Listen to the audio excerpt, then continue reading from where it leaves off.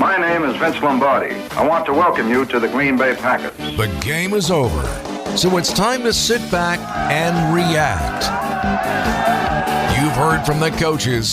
Certainly appreciate all of our guys on this football team. The players. You know, I told the team earlier, it's going to be a two-chin strap game. And the pundits.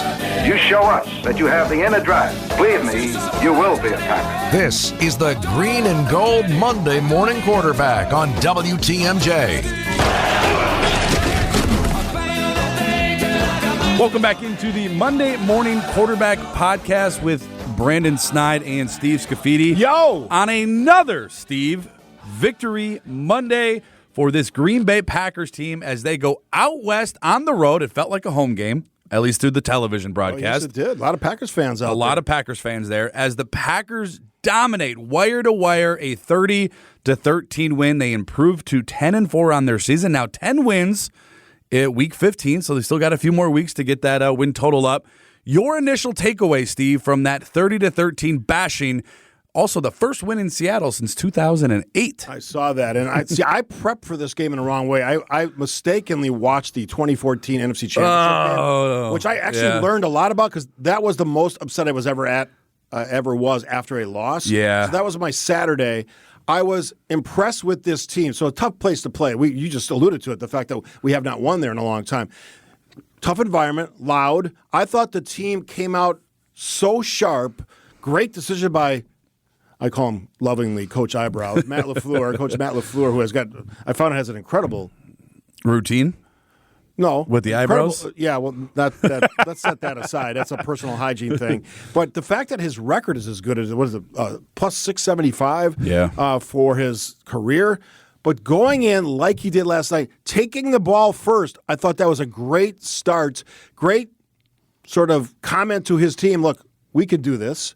Let's shut that crowd down. And they marched down the field. And Josh Jacobs, who, boy, we both love Goody and all the decisions he's made. He impressed the hell out of me those first couple of drives. Got a little tougher in the second half, which we'll get to. But, boy, great start to a great game. And you said it. This team has 10 wins, one more than last year, with 3 to play, playing the Saints next Monday night. They've done everything that they should have done up to this point. Now their 4 losses have come against 4 of the best teams.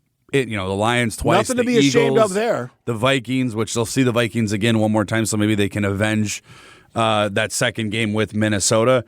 But I'll say this, and I'm seeing a lot of, no shocker, a lot of negativity amongst Packer fans on social media. Well, the game got closer than I was hoping for. I don't know. It didn't feel like a very big second half, and it didn't feel like a dominating win, and they should have won by more. I hate to be that guy, Steve, that has to come on here and tell people that the other team also plays the game. Like, you're not going to walk up and down the field and dominate. They want to win their home games. Every possession. The Seattle Seahawks have won 4 straight games.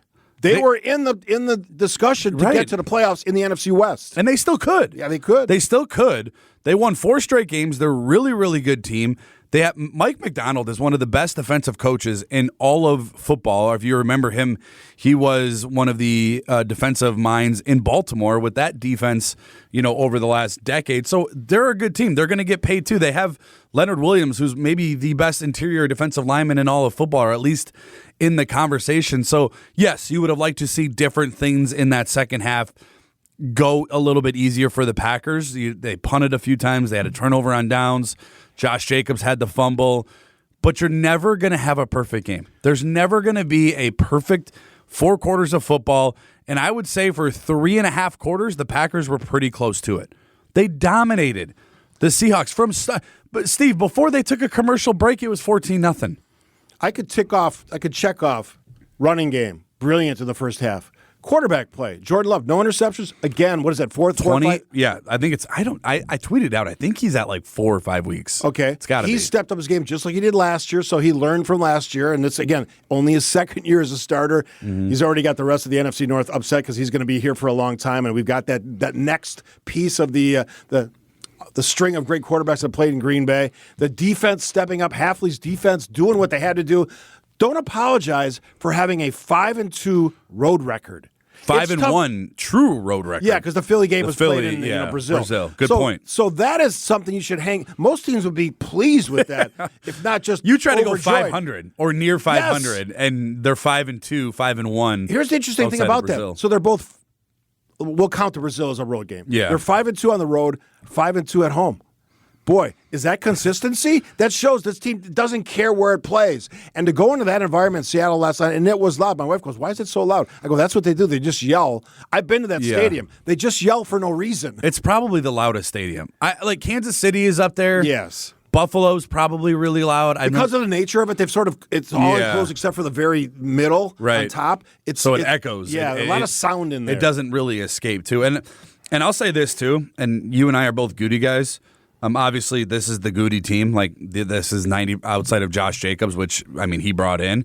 The impact that his guys that he drafted and have developed here in Green Bay, Romeo Doubs, we can have the discussion, Steve, who's the number one receiver. I'll listen to Jaden Reed. I'll hear you out for Christian Watson. I love Watson. Romeo Doubs is the clutchest. Like, if you need a third down conversion, if you need a contested catch, if you need somebody that kind of bail your offense out and get something going, Romeo Doubs has been proven to be that guy. You and I have talked about the storyline. He went from being disappointed or sort of out of sorts. Yeah. He had a concussion, but this guy's hands, his route running, and his ability to make great plays, often not for touchdowns. Him and Watson together with a Jaden Reed to complement and all the other great guys. They're perfect. It's a perfect scenario for success when you're talking about Jordan Love throwing the ball. And Doubs blew me away and the broadcast team last night with that catch in the end zone, basically picking it up off the rug and making a solid catch that wasn't even close to being reviewable. Let me ask you, though, because when I'm watching it live, I thought he dropped it. I'm like, there's no way he caught that. There's no way. I thought first his foot was out of bounds. Then I'm like, there's no way the ball didn't hit the ground. And it went, even the broadcast was like, that's a catch, like without hesitation. Here's my question. How good could Doubs be? I mean, we're seeing him make catches that are really difficult. And not only are you seeing that, Steve, but I'll add one more point to that. I don't know if Jordan Love throws that up to just anybody. No. Like, I think he knows Rome is going to go out there. And he is the best contested catcher that I think the Packers have. And it's nothing to take away from Christian Watson or well, we're going to talk about Wicks, him. Your guy. He is my guy. But a great catch last night on the sidelines. But I just feel like Jordan Love, he's been with Romeo longer. I think he just trusts him more so than some of the other guys. As much as we talk about Goody, and you and I probably talk about more than most people, even all the sports guys here at ESPN and WTMJ, look, he has assembled a cast of characters who are, one, the youngest team in the NFL, but are playing at some of the highest levels of performance, whether it's the run game with Josh Jacobs, this incredible receiving core, Jordan Love playing at a high level again as a starting quarterback in the NFL, and, oh, by the way, the missing piece that all of us talked about for years, a defense that's responsive. Yeah. And as they said on the broadcast last night, Hafley wants to lead the league in takeaways, and he's, I think, 3 right now. Yeah. And they had another one last night. A couple of them But the names we're hearing, Edgerrin Cooper. Oof. Oh, my goodness. Stud. We're seeing guys stepping in the secondary. And we got Jair supposedly coming back next Monday nights. This is a storyline that Packers fans like me, like you, have been asking for years, maybe more than a decade since the last Super Bowl. Where's the defense? If that piece is now filled in, that box is checked, this team has incredible Super Bowl potential, just like last year, and certainly next year as well. Yeah, it's a great point, and I'm going to touch on your Edgerrin Cooper point before we move on, because I feel like last night, Steve, I don't know, you probably have a better memory than me. Well, you definitely do. You've seen more football than I have. But an off-ball linebacker making the plays that Edgerrin Cooper made last night, you mentioned part of it. He had 7 total tackles. He had a sack, an interception. He almost had 2 interceptions. Yeah, the one bounced off his fingers a few times. I just don't know off the top of my mind. Maybe Nick Barnett is like the last great off-ball linebacker in the middle of the field that has been able to, and it's not just last night, because we also seen him throughout this season make plays, and that's why he hasn't played the last 3 weeks. You felt that, well, at least if you're watching the Packers, if you're rooting for the Packers, you felt his missing presence in the middle of the field, and the speed is just, when he had that interception, I was like, man, he is running better than I feel like Carrington Valentine did, who had the interception on Geno Smith earlier in the game. It just felt like, dude, the dude's a freak. I am so impressed with the physicality of this team. They sort of mentioned at the beginning of the broadcast and certainly the pregame on ESPN, the fact that this team now is one of the most physical teams in the NFL, despite being young. Sure. And they're not making the mistakes that typically young players make. They may have made them earlier in the season, but just like last year, and I hate to just hang all our hopes and dreams on last season, but this team now has upped their win total, performed at a higher level, and seem to be ready to take the next step, which would be maybe beating the Rams in the playoffs, then getting to another game. We don't have the 49ers hanging out there because they're probably not going to make the playoffs. Kryptonite.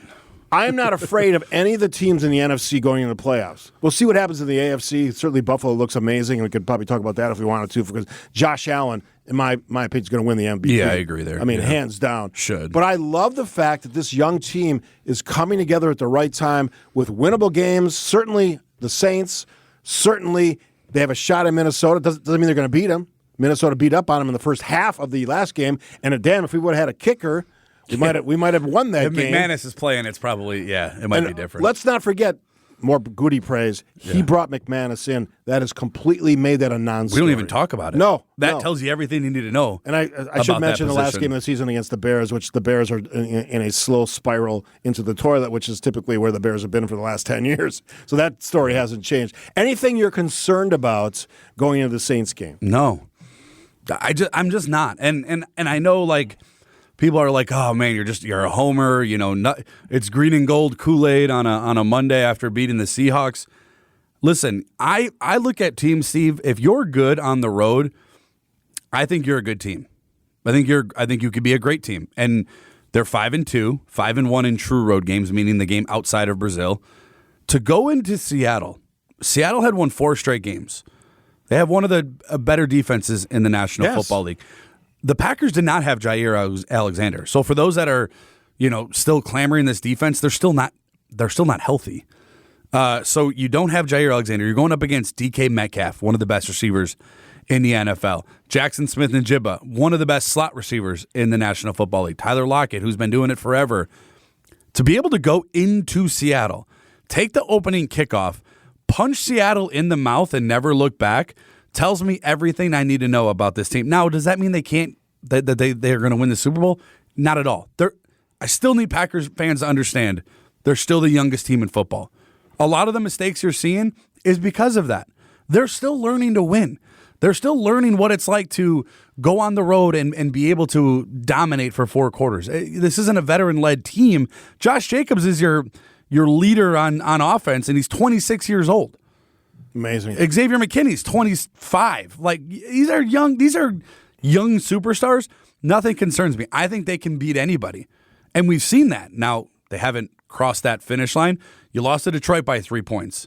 I think that game you could go back and look for and find about 5 different calls or non-calls that affected the outcome of that game. They lost to Philly by 5 points. Philly was in a dogfight last week with the Carolina Panthers, the 3-win Carolina Panthers. You lost to Minnesota. It was a tie ball game with 10 minutes left. I know everybody likes to say that the Packers got blown out. They got blown out in the first half, but they responded. They're resilient. They can play with anybody. That tells me everything I need to know going into the playoffs. Lots of good feelings going through the final 3 games of the regular season. I believe they said last time in the broadcast that a win next Monday night will clinch a playoff berth, which incredible with two more games to play after that. I don't want to get out of here without, and our friends Mark Tauscher and Brian Bulaga would give us crap if we don't talk about the offensive line. Did you see the holes last night? They showed it on the broadcast. Yeah, it was amazing. In the first half. Now, to their credit, and you mentioned it before, Seattle's got a great defense. Strong linebacks, great edge rushers. It feels like it always is. Yes. Yeah. But the holes that Josh Jacobs had to run through were incredible last night. And this offensive line sort of cobbled together over the last few seasons. And I love this point that I think Mike Tirico made, homegrown. Yeah. That's the separator. That's the difference. That's the unique piece of this team. This is a homegrown, drafted by Goody team that's put together a pretty impressive run in the last 2 years as a very young team, youngest team in football. That's the part that I think is amazing to me. The highest pick on that offensive line, I think, is Josh Myers in the second round. Yeah, it's nuts. I don't remember Elton Jenkins. I know he was second round, but I don't remember where. But, like, there's no first rounder on that offensive line. Not yet. Jordan Morgan will probably find his way eventually. Sean Ryan, middle round pick. Rasheed Walker, 7th round pick. Zach Tom, 5th round pick. You don't even hear about him last night. Coaching matters, and they have a great offensive line Coaching matters, I agree, and so does identifying the talent. Brian Gutekunst gets a lot of heat, or he used to get a lot of heat, especially with the Aaron Rodgers stuff. But man, I just don't know how you don't look at him as being one of the best executives in all of football. And you can tell me, Veach in Kansas City, and there's a handful of other good ones. He's in that conversation. We've had this string of national games, right? Thanksgiving, Sunday night football, Monday night football. I miss the noon games. Yeah. So next week is, I think, the last prime time unless they move. For now. Yeah, unless they move. Because they could flex into Minnesota. Right. But before we get there, talking about next week, any thoughts and feelings towards the Saints?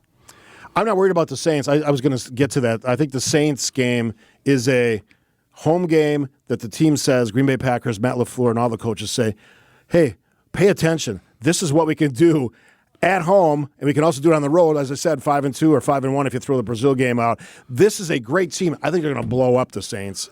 I'm thinking like 35-14, and this is going to be a statement game showing the power of this franchise. I expect Josh Jacobs to maybe put up 150 rushing yards in this game. I would like that. The Saints aren't the Seahawks defense, and they've been hit or miss all year. They are essentially eliminated from the playoffs. Yeah. They lost Derek Carr. He's done. Spencer Rattler was put in after Jake Hafner got benched, I guess, halfway through their game against Washington on Sunday. But it should be a Packers win. I never want to say blowout because it's tough, man. Well, was last night a blowout? Yeah, kind of. It kind of was. Yeah, it was definitely the string controlled. of 30-point victories is You not never a bad felt thing. like last night they were going to lose. No, I didn't either. I still yelled at the TV. Even when it got to 10 points, I was like scratching my head, like, I'm like, I just don't see Sam Howell. As we get out of here, some love for Christian Watson. He's doing things with the volume and the length of his receptions that haven't been done in since 2014.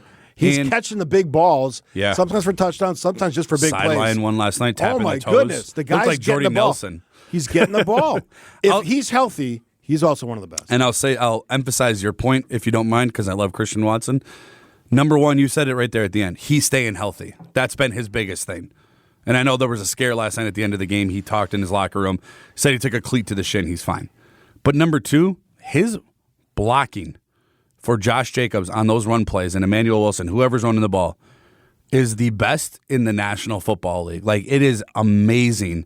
All of them, really. But he sets the standard on blocking as a wide receiver. You look at Hines Ward back in the day, who used to love being able to run block. He is, I don't know if he's on Hines Ward level, but he is amazing at being able to be a receiver and set that edge for his running backs. All right, I thought of this last night. Used to be a house of horrors in Seattle. Now it's a love shack. Jordan Love getting it done in Seattle last night. Big victory onto Lambeau Field. Monday nighter. I don't know, what's the 5th or 6th main primetime game in a row? Too many. That's what it is. I'm getting old, Steve. I like the noon games. Yeah, but when you're a good team, you get to be on national TV. America wants to see them. All right. Pay attention. Next Monday night, we'll wrap it on next Tuesday on the next edition of the Monday Morning Quarterback with Brandon Sneide. Yours truly, Steve Scaffidi. Hey, give us a shout out on social media and spread the word. This is one of the podcasts you should listen to wherever you get your podcast or WTMJ.com. Always good to hang out. Always good. Go, Pack, go.